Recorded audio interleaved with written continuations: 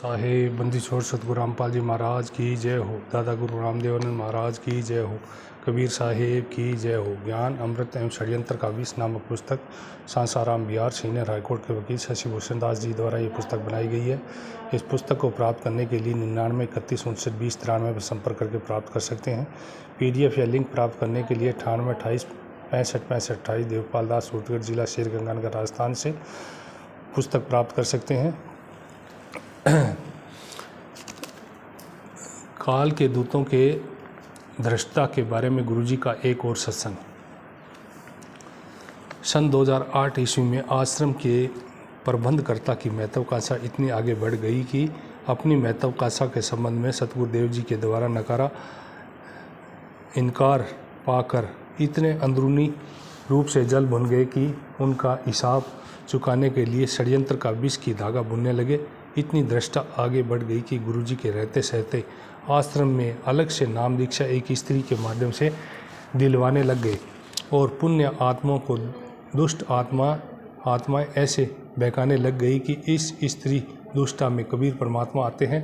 गुरुजी ने आदेश दिया है कि ऐसा करो वैसा करो, इस स्त्री को भगवान मानो और उनसे दीक्षा ग्रहण करो, मगर ये बातें गुरुजी से नहीं पूछनी है कि आपने कोई ऐसा आदेश दिया है, इस संबंध में ऐसा पूछते हो तो गुरुजी नाराज़ हो जाएंगे। इस घटना को गुरुजी ने अपने सत्संग में बताया है और उस स्त्री को स्त्री ने कहकर दुष्टा शब्द से उपमा दी है।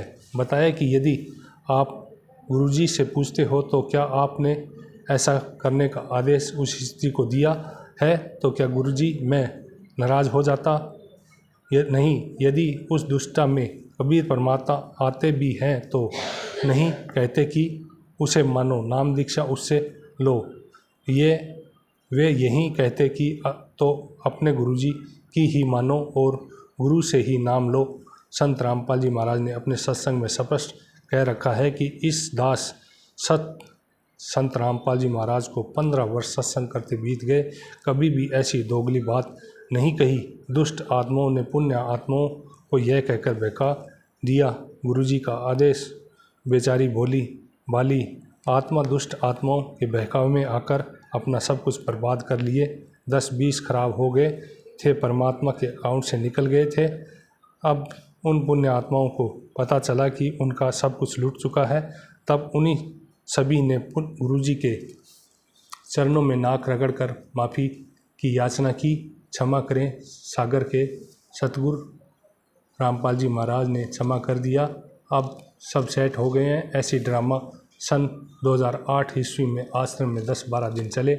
इस तरह उन दुष्टों को दुष्टाई को गुरुजी ने निष्फल किया। प्रसन्न करने एवं समाधान लेने की बातें हम सभी पुण्य आत्माओं को नाम दीक्षा केंद्र संचालक तथा स्टेट या संभागीय कोऑर्डिनेटर एवं उनके सहयोगियों से प्रश्न पूछना चाहिए कि आप शंका समाधान करो कि गुरुजी के रहते सहते आश्रम में अलग से कौन नाम दीक्षा देना प्रारंभ करवाए थे। पुण्य आत्माओं के बीच ऐसा झूठ क्यों बोला गया था?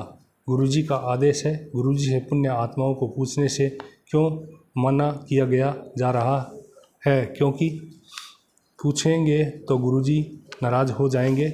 आज तक ऐसी दृष्टा करने वाले का नाम ये मैनेजमेंट या नाम दीक्षा केंद्र संचालक या कोऑर्डिनेटर क्यों नहीं भक्तों के बीच बताते? आप पुण्य आत्माओं नाम दीक्षा केंद्र पर जाने वाले केंद्र के अधिकारियों से पूछो कि उसी तरह कहीं आप लोग भी तो गुरुजी के आदेश कहकर भी ही फर्जी केंद्र तो नहीं चला रहे हो। आप उजागर करो कि गुरुजी के रहते सहते मैनेजमेंट के लोग नाम दीक्षा अलग से दिलवा रहे थे या फिर बाहरी व्यक्तिगण थे। यदि वह बाहरी व्यक्तिगण थे तो आप मैनेजमेंट ऐसे लोगों को आश्रम में प्रवेश कैसे दिए? यदि अनजाने में दे दिए तो ये ड्रामा 10-12 दिन चली थी। बिना मैनेजमेंट की स्वीकृति के इतने दिन कैसे ड्रामा चलाई जा सकती है? अतः इससे साबित होता है कि काल के दूत आश्रम में प्रवेश करने के बाद प्रबंधन को अपने हाथों में लेकर संगत को बर्बाद करने के लिए काल के मुख में ले जाने के लिए अपने षड्यंत्र का शिकार बनाया, मगर षड्यंत्र देर तक नहीं रुक सका।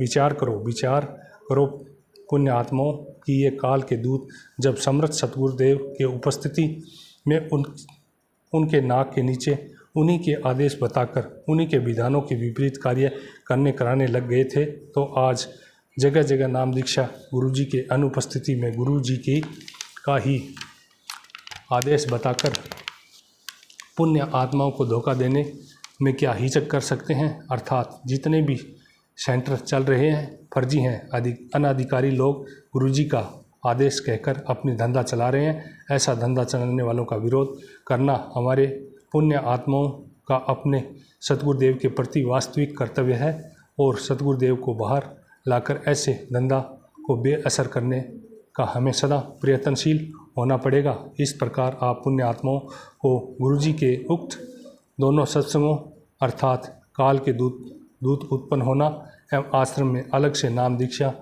देना वाला सुनने को नहीं मिला हो तो किसी भक्त के पास यदि उपलब्ध हो तो उससे प्राप्त कर ले, देख सुन ले या मुझ लेखक के पास आकर प्रमाण रूप में